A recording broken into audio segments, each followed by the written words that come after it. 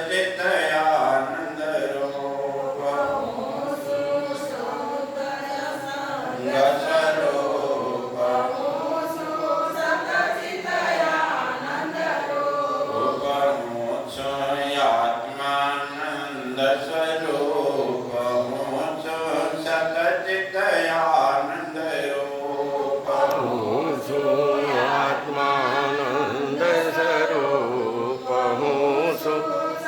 સતચિતયાનંદ રૂપ બ્રહ્માનંદ સ્વરૂપ હું છું સતચિતયાનંદ રૂપ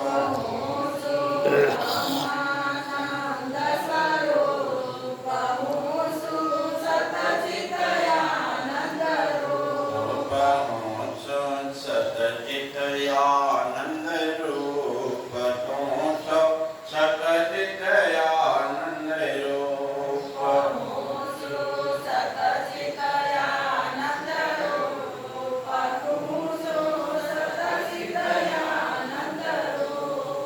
શ્રી પરમ પૂજ્ય પરમાદરણીય વિશ્વવંદનીય પ્રતિક્ષણ સ્મરણીય વિવેક વૈરાગ્ય આદિ સર્વ શુભ ગુણ અલંકૃત વેદ વેદાંગાદિ સકલ શાસ્ત્ર તત્વસારભ્ય અજ્ઞાન અંધકાર વિનાશક જીવ ઈશ્વર ઐક્ય જ્ઞાન પ્રકાશક ભવદુઃખ વિનાશક મોક્ષ પ્રદાયક ભક્ત ઉદ્ધારક બ્રહ્મલીન સદગુરુ પરમાત્માના પરમ પવિત્ર ચરણ કમળોમાં કોટી કોટી વંદન.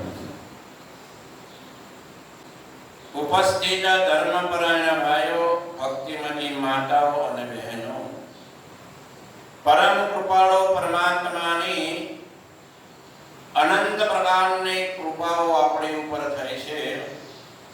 એટલે આપણે વિશ્વની અંદર ભારત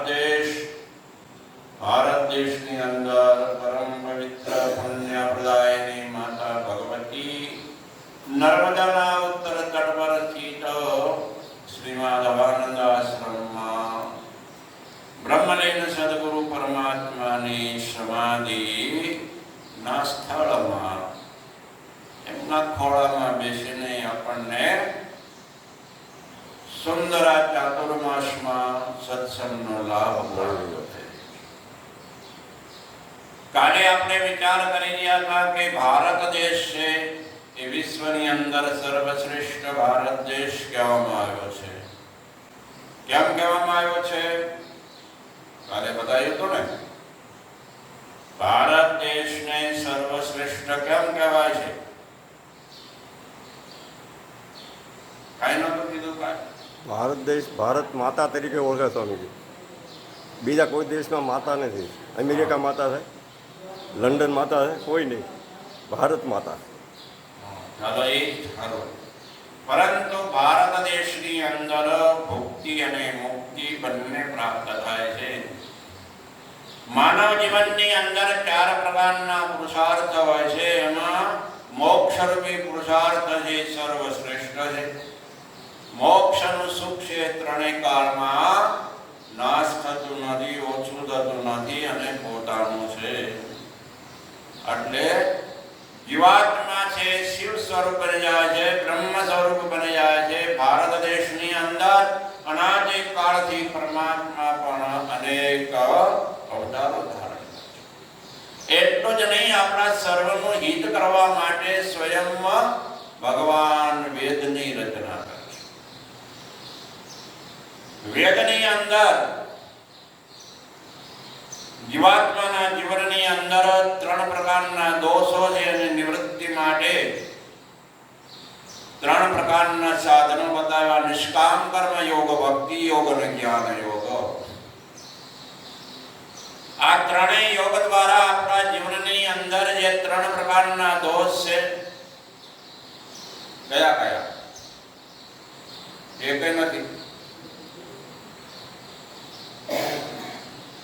મનને મલિનતા, મનને ચંચળતા અને અજ્ઞાન રૂપી આવરણ. આ 3 પ્રકારના દોષો હોવાથી આપણે પરબ્રહ્મ પરમાત્માનો સાક્ષાત્કાર યા આનંદ લઈ શકતા નથી. પરમાત્મા હૃદયની અંદર છે. નજીકમાં નજીક કોણ છે? પરમાત્મા. આપણા શરીરમાં નજીકમાં નજીક કોણ? હૃદયો કે નહીં? કે હૃદય ઘરે મૂકીને આવ્યા બધા? કોઈ બોલતા જ નહીં. સાંભળે છે કે કોક આવે એ જ જોવે છે.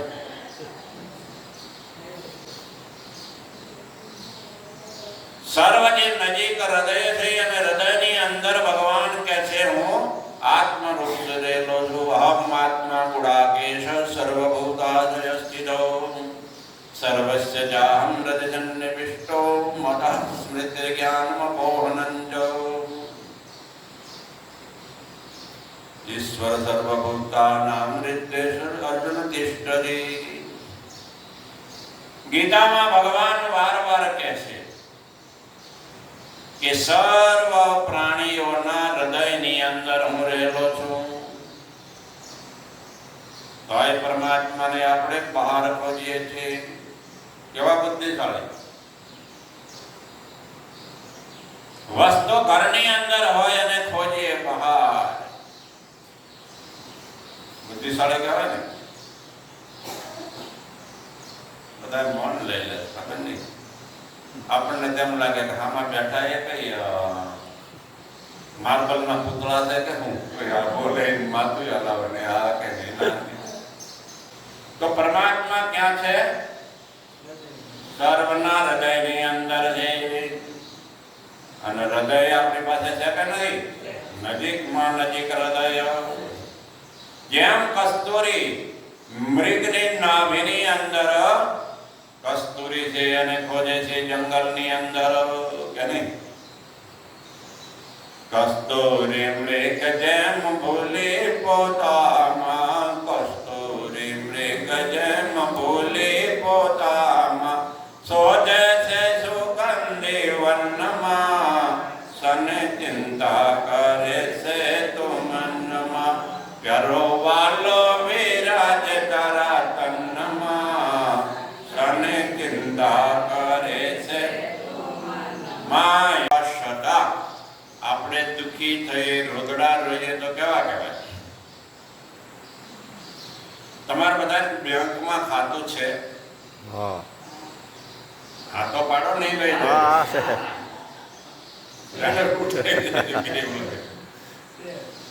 તો બેંકની અંદર ખાતું છે, બેંકની અંદર રૂપિયા છે.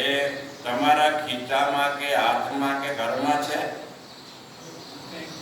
બેંકમાં પડ્યા છે લાખો રૂપિયા કે નહીં? નહીં ભાઈ, એફડી કરે. કરોડો લાખો રૂપિયા છે, હાથમાં નથી. તોય તમે શું કહો?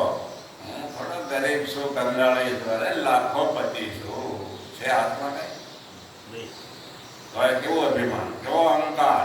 અરે લાખો રૂપિયાનો માલિક છું કે નહીં? ક્યાં છે પૈસા? બેંકમાં પડ્યા છે. ક્યાં છે બેંક? સુરતમાં કે જ્યાં રહેતા આપણે ખાતું ખોલ્યું હોય. તો આપણને એની ઉપર એટલો વિશ્વાસ છે કે બેંકમાં પૈસા મારા છે એટલે હું લાખોપતિ છું, કંગાળ નથી કે નહીં, દરિદ્ર નથી. તો પછી ભગવાન જ્યાં રહેતા હોય, ભગવાન જ્યાં રહેતા હોય, વિષ્ણુ ભગવાન ક્યાં રહે? વૈકુંઠમાં કે નહીં? શિવ ભગવાનનું રહેવાનું સ્થાન કયું? કૈલાસ. બ્રહ્માજી બ્રહ્મપુરીમાં.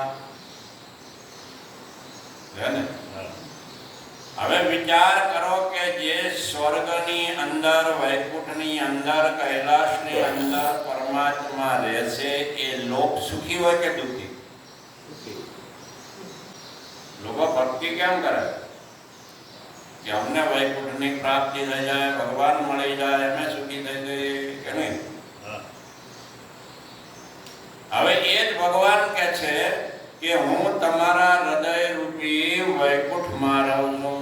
શું કે વૈકુંઠ તમારી અંદર છે અને વૈકુંઠનો માલિક કહે છે હું તમારી અંદર રહું છું.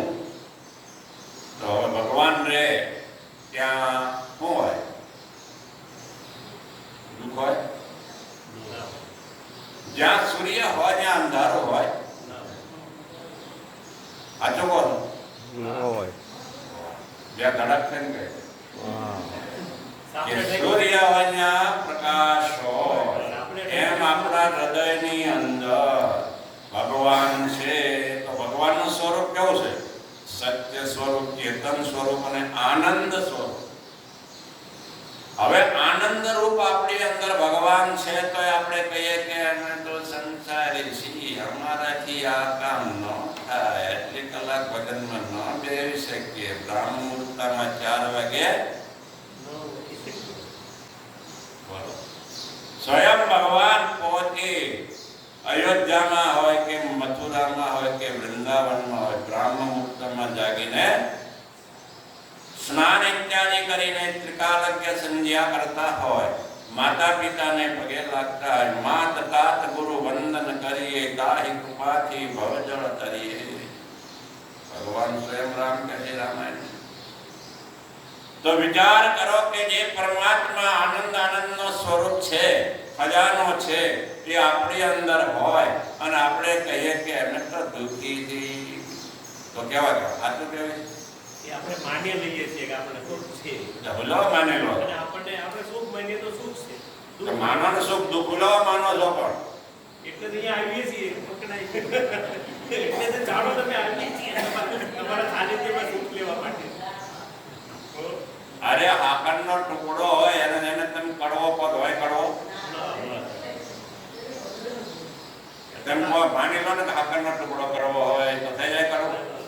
તો એમ તમે અંદર માની લો કે ભગવાન અંદર છે ને એને દુઃખ રૂપ છે તો માર હતું કહેવાય.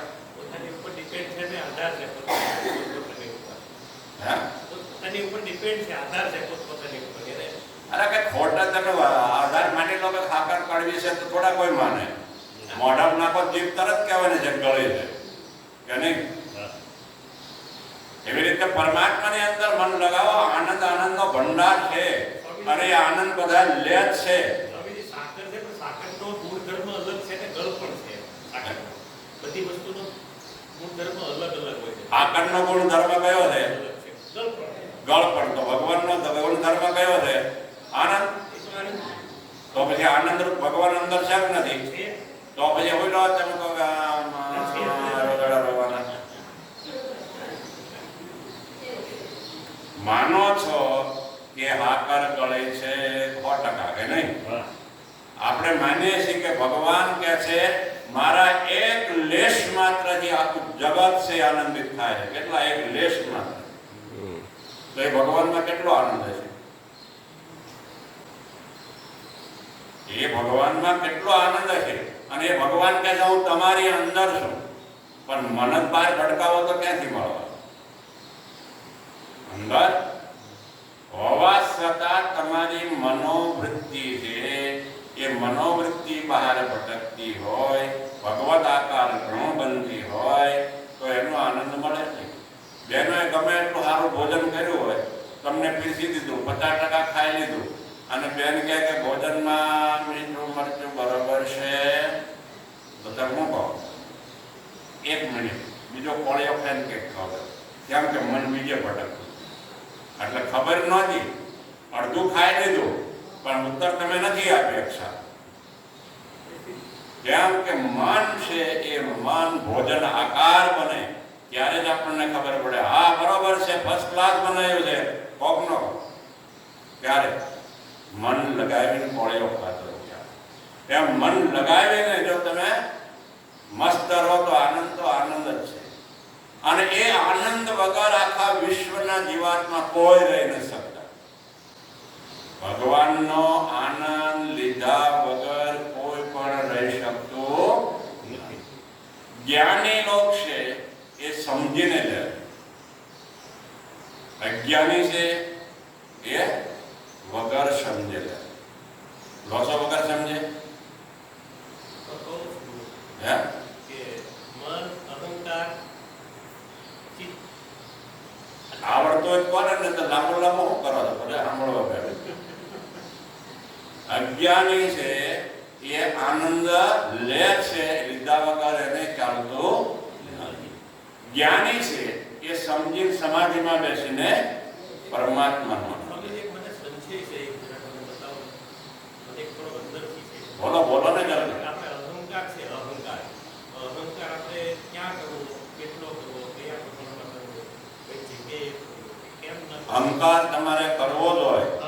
એ થવું હોય હા. તો અહંકાર આત્માની અંદર કહો હું શુદ્ધ સચ્ચિદાનંદ સ્વરૂપ આત્મા છું, અજર અમર છું, એવો અહંકાર. બીજા અહંકાર શરીરના છોડી દો. હું જાડો છું, પ્યારવાન છું, આ છું, એ છું, ક્યારે ઠેસ આવશે લોકો પડી જાય છે, ડબગન ચડી જાય